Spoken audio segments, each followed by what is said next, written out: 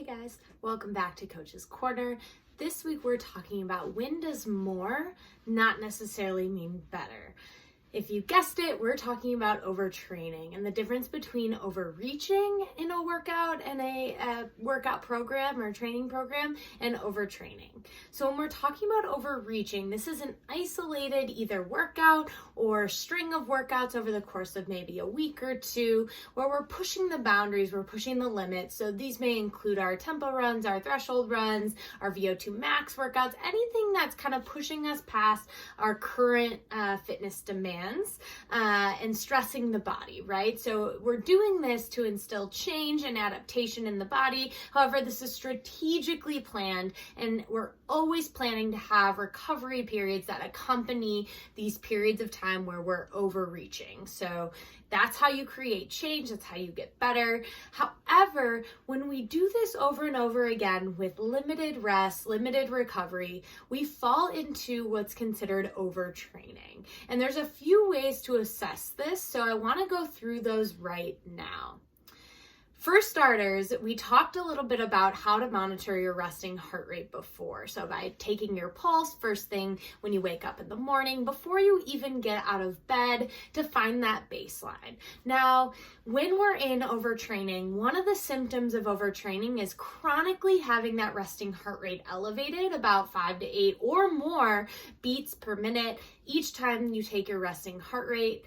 However, it's also important to note that your resting heart rate can also be uncharacteristically low if you're overtraining as well. And this is an extremely dangerous situation if an athlete or yourself is scoring their resting heart rate significantly low. This can be indications of other things that might be occurring in the body from a physiological standpoint that can lead to serious illness or injury. So at that point, you need to consult a doctor and make sure that you're getting cleared and getting back to that equilibrium where you're feeling good again before you pick back up with training.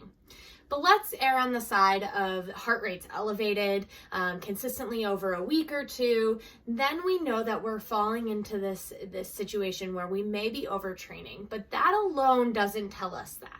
Because remember, an elevated heart rate can also indicate that your body's just under a lot of stress. You may be susceptible to illness at that point. So it can indicate other factors as well. So we want to look at the other symptoms. Some of those other symptoms of overtraining can also include sleep disturbances. So waking up frequently throughout the night sleep, not being able to fall asleep, not being able to stay asleep. All of those things can interrupt your sleep and ultimately add to that overtraining because you're not recovering during the time you're asleep. Paired with that very closely is an overwhelming sense of fatigue. So certainly we get tired in our training programs, but an abundance of fatigue where we're sleeping our 8 hours a night and we're still just dead exhausted and can't do our workouts. We can't stay awake even just to do our activities of daily living or even our job. So those high elevations of fatigue.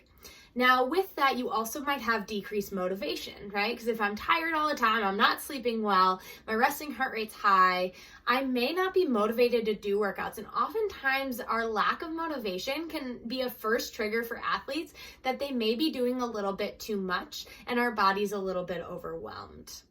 Okay. Sometimes that lack of motivation comes from not performing well. So whether it's in workouts or races, we lose that motivation because we start to see that we're struggling in workouts. And this perceived effort of exertion where we feel like we're running the same times, but we're just working way too hard, especially on those recovery days. Again, another symptom of overtraining because our body should be able to recover and our heart rate should be able to recover on those recovery days. And if we're feeling like we're straining, then something might not be right. So we want to make sure we're monitoring that as well. Outside of that, I'm sure your friends and family have reported the next one, and that is being irritable all the time. So when you think hangry, so that's kind of the same idea when somebody's irritable because they're overtraining.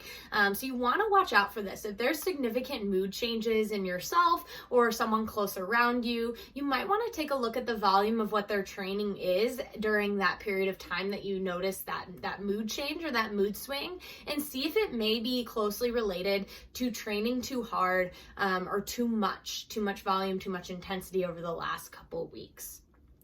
Outside of that, we do have some other symptoms that highly vary among individuals, but weight gain and loss of appetite are certainly two that can also impact people who are overtraining. Now, that may seem like it's opposite, like if you're gaining weight, then you should also have an increase of appetite. And while increase of appetite may happen during a period of overtraining, it's actually more reported that you have a loss of appetite with the weight gain. Now, the weight gain can often come from increased levels of cortisol, which is a stress hormone that our body produces under periods of stress.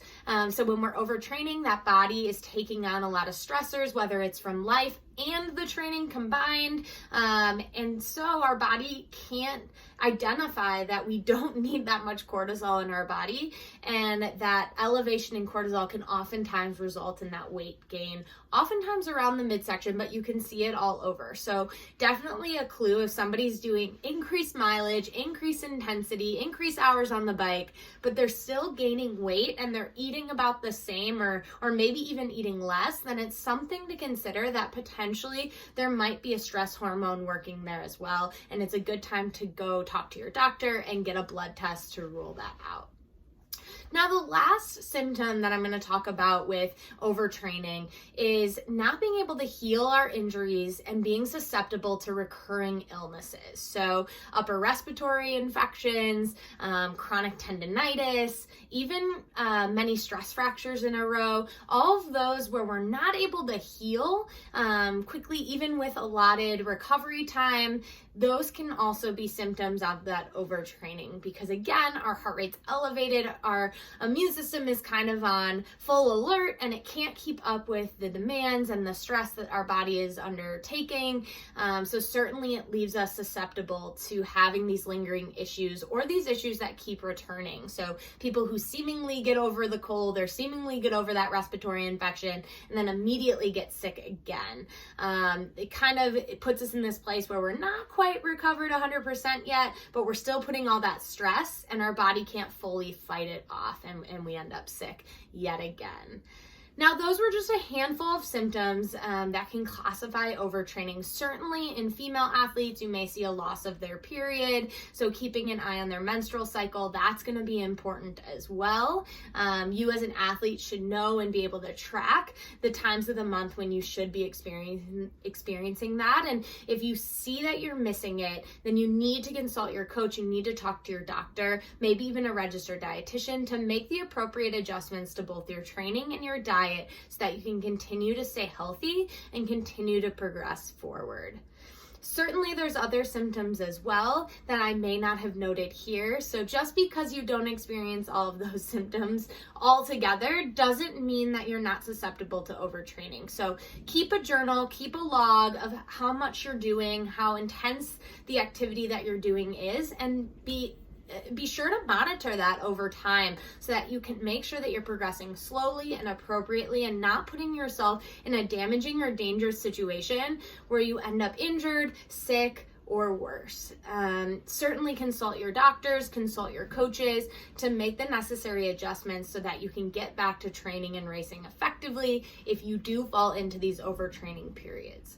Where overreaching, you may only need a day to a couple days of recovery. Overtraining can sometimes land you in a few months to a year of recovery. So you want to make sure that you're really hitting it head on as soon as you notice those symptoms so that you can start that recovery process and get yourself back to being able to compete effectively, especially so that you don't lose your season.